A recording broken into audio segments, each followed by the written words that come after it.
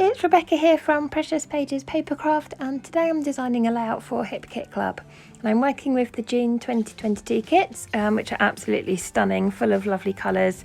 And it's a mix this month of Hip Kit exclusive products, Simple Stories products and Heidi Swap products. And they all mix and match really well together, which is fab.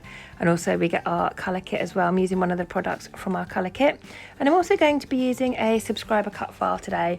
So if you are a Hip Kit subscriber, as well as lots of sort of benefits with discounts on the kit, you also get access to free cut files every month.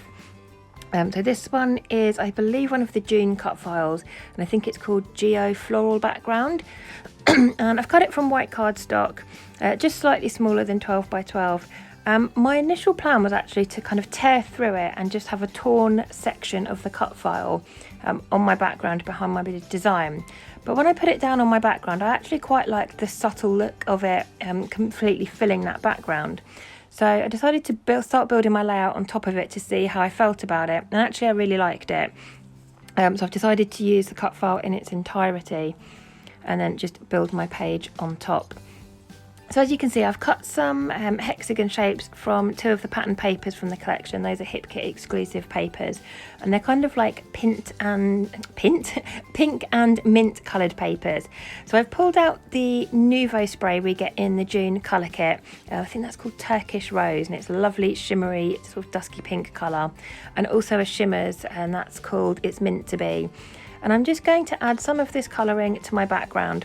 So the pink spray I was able to just spray directly onto my background cardstock, and then the shimmers paint, because it's slightly thicker, I'm just using the packaging technique. So I've added it to a bit of packaging, watered it down, but that was quite thick and intense, so I'm just using another bit of packaging just to dab a little bit up and then dab that down onto my background, and just building those areas up so that the mixed media shows out behind the design of my patterned paper.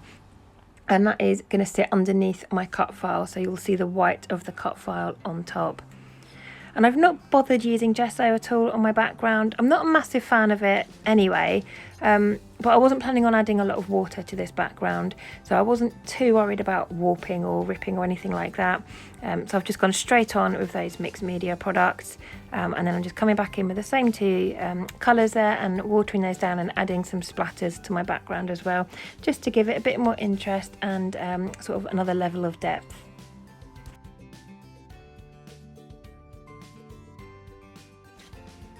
And I've let that sit for a little bit, just so that those splatters can soak in a bit and intensify. And then I've rolled a kitchen roll over it just to soak up the excess.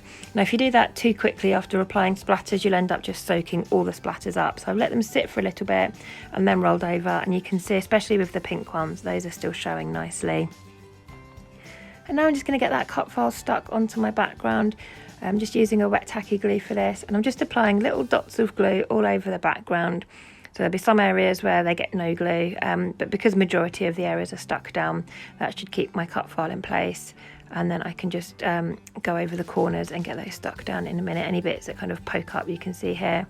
And again, rolling my kitchen towel over that. And I just find that applies even pressure to a cut file. So it keeps it in place for starters, so that it doesn't ooze around and slide off the glue. And also the glue doesn't kind of ooze out around the edges of my cut file. So I just like to roll the kitchen towel for even pressure, and then that gets that stuck down nicely. And now I'm going to build my layout on top of that cut file. So I just added a lovely subtle detail to my background. It's not kind of taking over the page, it's there, you can see it, but it doesn't take away from the products that I'm using from the kit. So it's a fab way to use a background cut file. I mean, you could back this and it would look amazing with all pattern papers or the Pocket Life card. Sorry, the Pocket Life, yeah, the card, sorry. But I just want to have it as my background, just to add another detail to my background there. So now that's all in place and my mixed media is finished, I'm just going to work my way around getting things stuck down.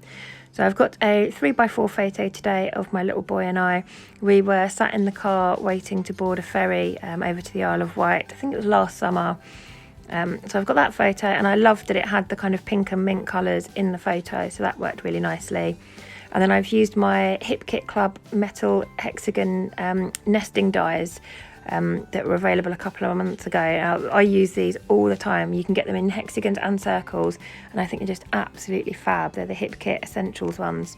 And they've got lovely stitching detail around the edge, but because the larger of the dies doesn't fit in my die cutting machine, because I've got the tiniest machine in the world, I can't put them through my machine, or the bigger ones I can't anyway. So when I've got a mix and match of big and small, because I want them all to be the same, either all have the stitched detail or none of them have it, I actually just use them as templates and draw around them and then cut them out.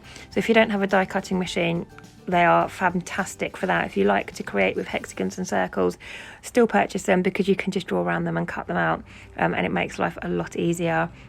So that's what I've done with my hexagons for this layout. And then I'm using these gorgeous puffy stickers for my title. It says "Life is Good."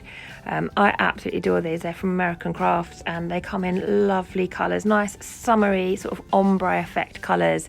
If I could keep that sheet and just hang it up in my craft room, I would, because I just love all the colours on it.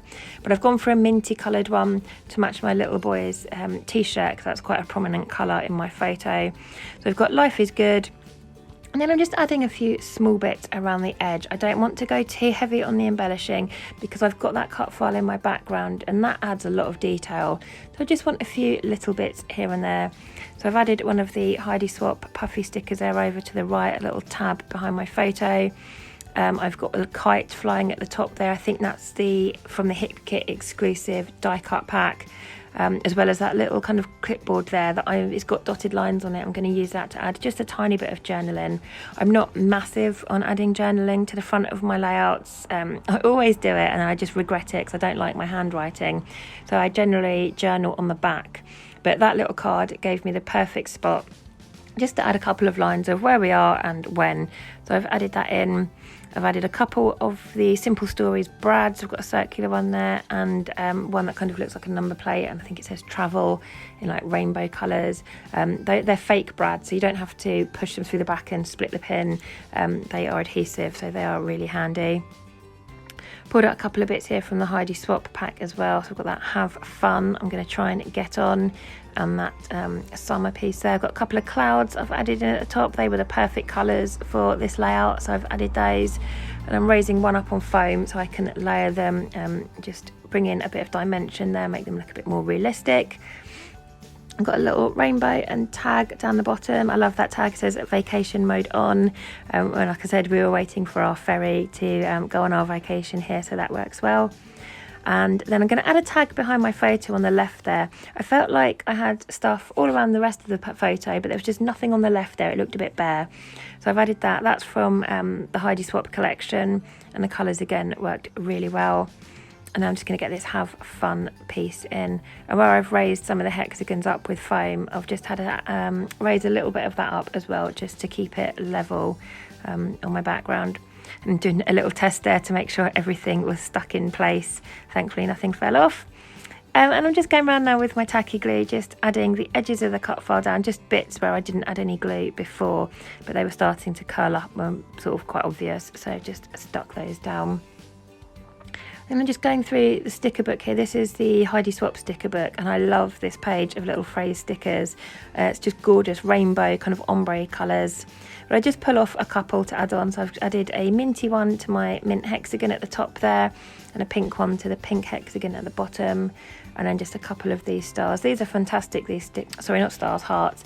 Those stickers are fantastic because they're clear background, so you don't have like a white border or anything on them, so it would be great to add to a background. Just create a background fully from those stickers. That would look fantastic. But I've just added some hearts to my hexagons, and I've added my journaling on my card there just with a pencil first to make sure I can fit it all on, and then you'll notice in the close-ups in a minute I go over that with pen. And that's my layout finished for today. So I hope you've enjoyed this layout. It's given you some inspiration. Don't forget, if you are a Hip Kit subscriber, you get access to all the subscription or subscriber cut files for free. So just head over to the website, log in, and you'll have full access to those there. And like I said, this one's from the June release, I believe. But thanks again for joining me. I'll pop some links in the description box below for you to the Hip Kit website, the subscription sign up page, and also to our Hip Kit Hip Kit Club group on Facebook. That's always a mouthful to say at the end of a video. If you're not already a member of our group, do head on over and join, because you'll find loads of inspiration from the DT as well as our members. But thanks again for joining me. Hope you've enjoyed this layout created with the jean kits, and I'll see you next time.